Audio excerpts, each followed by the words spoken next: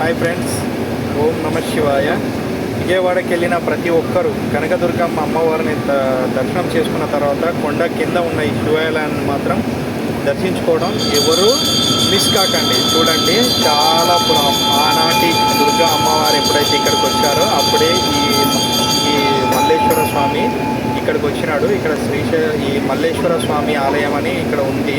కొండ కింద ఈ రోడ్ సైడ్లో లెఫ్ట్ సైడ్లో ఉంటుంది అనమాట. లోపలికి చూడండి అందరూ. ఓం నమ శివాయ, ఓం నమ శివాయ, హర హర మహదేవ.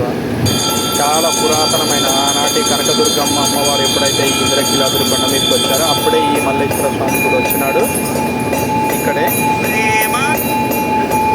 అందరూ దర్శనం చేసుకోండి తప్పనిసరి. ఇక్కడ శివలింగానికి బ్రహ్మసూత్రము కలిగిన శివలింగం చూడండి. ఆ శివలింగం పైన గీతలు ఉన్నాయి చూసారా, అదే బ్రహ్మసూత్రము కలిగిన శివలింగం. బ్రహ్మసూత్రం మన చాగంటి గారు, కోటేశ్వరరావు గురూజీ గారు అప్పుడప్పుడు ప్రవచనాల్లో చెప్తుంటారు. మన అదృష్టం పండితే తప్ప బ్రహ్మసూత్రం కలిగిన శివలింగాన్ని మనం దర్శనం చేసుకోలేము, ఇక్కడికి రాలేమని చెప్తూ ఉంటారు. చాలాసార్లు నేను వినడం జరిగింది. ఇప్పుడు నాకు అదృష్టం వచ్చింది కాబట్టి అన్ఎక్స్పెక్టెడ్గా నేను ఈ శివాలయాన్ని దర్శించడం జరిగింది.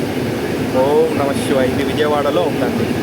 ఓం నమ శివాయ. శ్రీ మల్లేశ్వర స్వామి దర్శనం చేసుకోండి. ఓం నమ శివాయ, ఓం నమ శివాయ.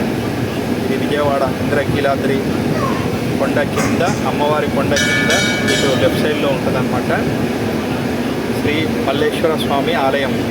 ఇక్కడ చాలా పెద్ద శివలింగం అండి. ఓం నమ శివాయ.